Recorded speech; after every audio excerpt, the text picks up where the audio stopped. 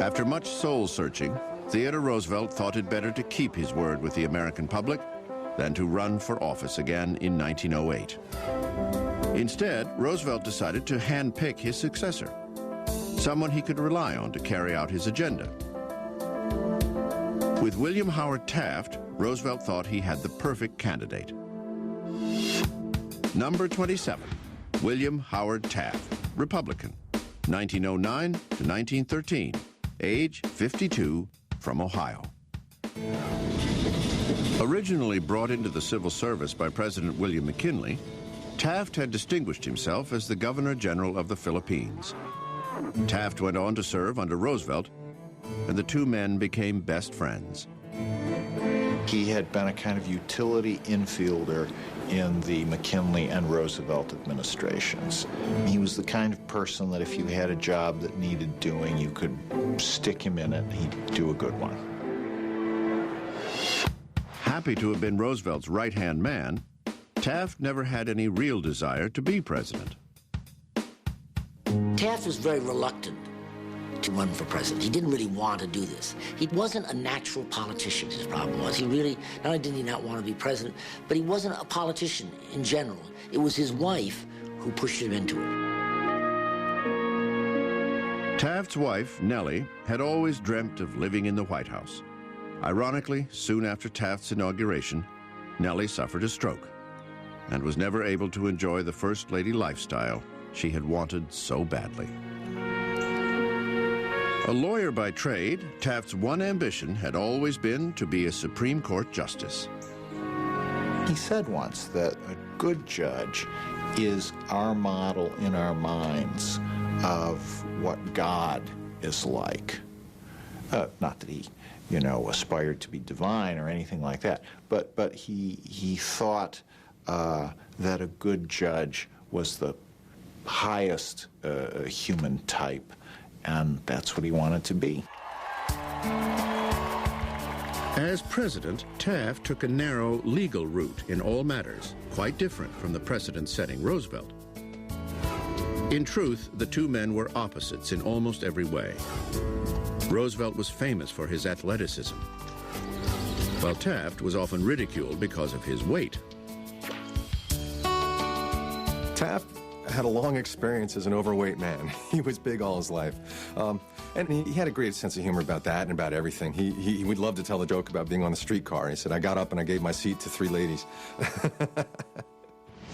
But once in the White House, Taft's jovial personality began to falter, largely because he hated the glare and scrutiny of the intense political spotlight on the presidency.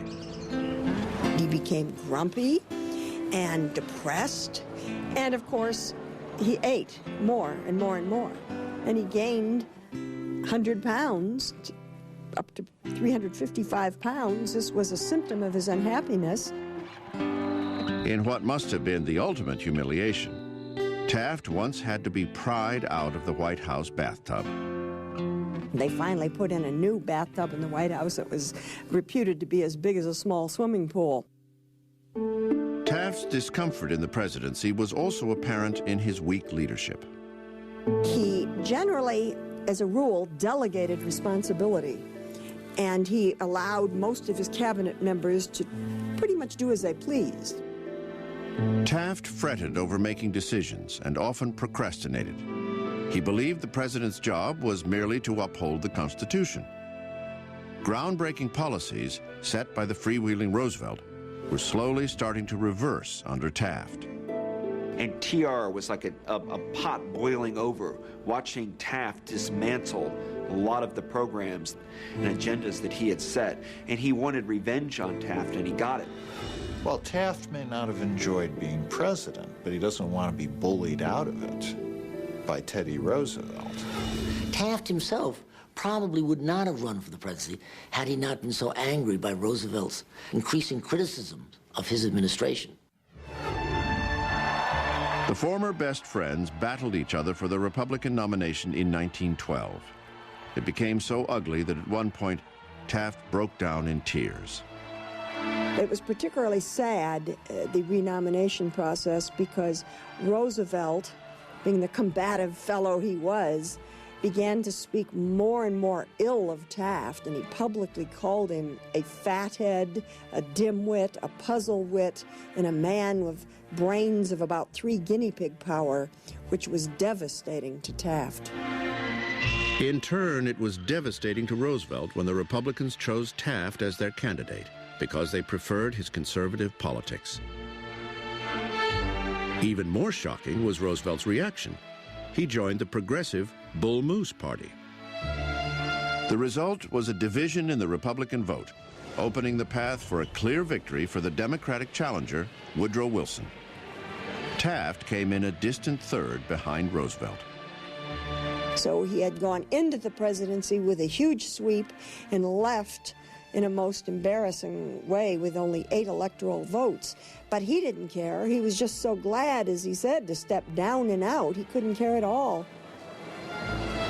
After leaving office, Taft lost weight and finally achieved his lifelong ambition of being named Chief Justice of the United States, a position he excelled in as much as he enjoyed.